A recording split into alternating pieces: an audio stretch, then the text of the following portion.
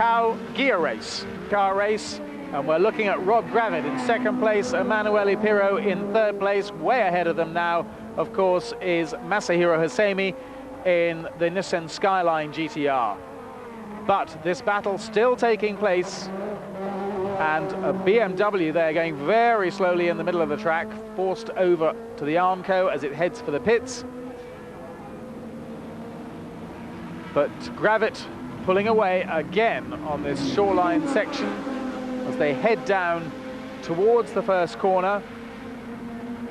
The very difficult Lisboa, or Statue Bend, it's known as both. And under braking now. Did the brakes fade? Did you discover a loss of brakes during the race? Well, with the cars being heavy, of course, after about 10 laps I found the pedal going slightly long, and indeed had a vibration. One of the discs was slightly bent, but not too much of a problem. My teammate Harvey seemed to suffer more, and I think you have to be slightly careful with the brakes, not to overdo them early on in the race. That's the voice of Julian Bailey alongside me here as we go past half distance in this gear race. And this is the man leading, Masahiro Hosemi, in this remarkable four-wheel drive, four-wheel steering twin-turbo Nissan Skyline, and absolutely decimating the opposition. The opposition, however, hoping that he will run into fuel troubles. However, when we asked Hosemi about it before the race, he came over all inscrutable and said no problem with fuel. And so that's bad news for the opposition. The opposition banking on either unreliability or a problem with fuel for them to have any chance of doing well. There is Stefan Johansson, briefly. That is number 16, the M3 of Mr. Lee, local driver. We saw Stefan Johansson briefly. He's been into the pits with a misfire and has rejoined some way back. That's another of the Sierras that we're watching at the moment. One of the Japanese cars, I suspect.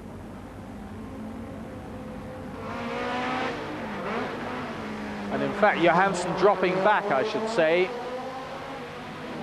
Number 25, he hasn't pitted, he's simply dropped back. He's behind Tsuchiya, the Japanese driver. And suffering a misfire at the moment, Johansson, as we understand from that car. And Tsuchiya able to move up into 5th place. At this stage of the race, there's quite a lot of people dropping out because I was moving up, and I was rather hoping that the Sierras would also have fuel trouble, as Tim Harvey, the winner last year, realised that he almost ran out of fuel. If they hadn't shortened the race, he may not have finished. So we were hoping they'd all slow down towards the end and we could come through. But that wasn't to be the case. They were still going very strongly. The only times I was picking up a place was when someone was breaking down, which is rather unfortunate.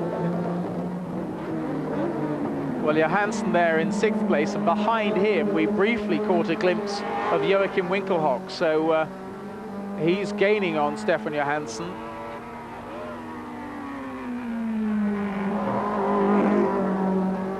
And we can hear Johansson's engine not running cleanly.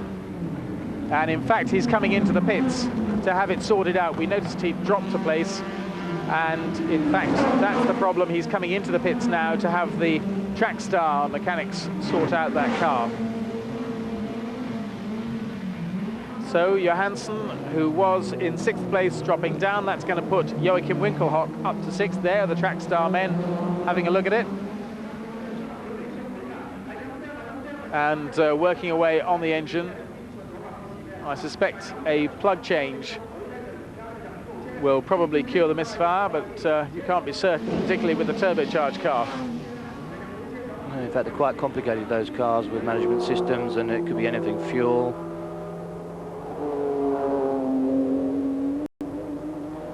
Well, this is Masahiro Hosseini powering his way past a slower car, almost as though it was standing still. Well, it almost is standing still, that car. You can see at this stage he's just cruising along. He's not even using all the road. There's no worries at all. It's Tim Harvey, my teammate. And Tim Harvey currently back in about 8th place. And Harvey off into the barrier. As I say that, well, we saw him go through San Francisco Hill there, apparently without problems, but he's thumped the barrier really hard by the looks of things. There's debris behind him. And yes, currently 8th. Well, he was 8th, we should say. He's parked so close to the barrier that he's having to get out of the passenger door. He's perfectly all right. Hops over the Armco, but he's thumped the barrier really hard by the looks of things. And there's debris in the track. We see where he's thumped the barrier further back. In fact, what happened a few laps before that, he told me afterwards that he felt the steering go tight. He turned into that corner at San Francisco Hill, clipped the barrier, and it shot him across to the left. In fact, the car was a write-off. Well, it's remarkable then, because it doesn't look all that bad there. That's number 32, a Toyota of a Macanese driver. Superb driving there, do you see that, Bob? Brilliant stuff, brilliant. Number 4 there. Now, this is Tim Harvey going off, and my gosh, he does hit that barrier hard. Barrier actually going back. And that's quite a hefty thump there. In fact, what happened was it kinked the roof, so the shell completely useless. And when we look at the roof now, yes, you can see that there's just a little crease in the roof there. So a big one for Tim Harvey. Unfortunate for Vic Lee. But here's a star still in the race, Julian Bailey going through there. Julian in 7th place. Well, he picked up a couple of places. In fact, I was rather enjoying the race at this stage, and just hoping that, as I said before, that these Sierras would hit some fuel trouble. And I was waving to my teammate as I went through there. Wondering what had happened to him, and hoping it wasn't going to happen to you. That's right. I didn't realise he hit it quite as hard. When you see it in the replay there, he really does give it a hefty thump. Hosseini continuing on his way, still lapping very competitively every single time around. Way out in front, something like 17 seconds. He seems to have stabilised that gap. This is the battle over 2nd place. Rob Gravit with Emanuele Pirro right up behind him, and just look how wide they go. Those very unforgiving Macau walls. There is Stefan Johansson waiting to rejoin, and he's going to be some way down when he comes out about 10th place. And going back into the race, and probably preferring not to. In fact, from what you have to say, he's about to be lapped by Masahiro Hosseini, if he hasn't been lapped already while he was in the pits. And Hosseini going past there. 45 years old, Masahiro Hosseini, probably one of the oldest drivers in the race, and really not using all the road at all there. Going past Tim Harvey's abandoned car, and charging up the hill there. And here is the battle for 2nd place. Rob Gravit probably being a little bit more careful, as you say, as the tyres wear out. Yeah, he's got the worst part of the race on his hands now towards the end, and Pirro's going. Of course, Rob Gravit's not used to doing particularly long races either, I think. So, and Pirro obviously is doing Grand Prix. So Pirro's going to be fighting fit, and of course his tyres are going to be in a lot better shape than Rob's. Did you find this a tiring race? No, not really. It's a bit boring sometimes to be, not be able to catch anybody and just go round and round. But it wasn't tiring from the physical point of view for me. Of course, I'm used to very long races, and the Nissan is a lot hotter and a lot harder to drive. Basically, I'm very fit, Bob. Well, I appreciate that. There we see Nakako, as it says there, currently 8th in one of these little Mugen Sports Honda Civics. And they really are little buzz boxes. They go like stink, very reliable. and Nakako ahead of his own teammate Sato in number 9. Now here's this very fit Julian Bailey coming down, enjoying himself around the streets of Macau. Still those yellow flags being waved. And, oh, that was a bit close. I was showing off a bit there to Tim. That was the problem with that car being there, that you come out the corner, it's right on line, so you had to be a bit careful. And is normally that absolutely flat out through San Francisco? In Formula 3 you can take it flat, but in touring cars, in the BMW anyway, I was having a quick lift through there just to make sure that the car didn't travel too far across to the left. Well, when I raced, or rather when I drove in a race around Macau, there seemed to be a large bump in that on-line there. In fact, they've resurfaced it this year, so it's made it a bit quicker and a bit easier as well, because as you say, there was a bump there and that tended to throw the car across even worse. They've actually changed the profile of the corner slightly as well. Improved it, in fact, made it easier. At least I was on the right line then. Well, I don't know, I didn't see you, but...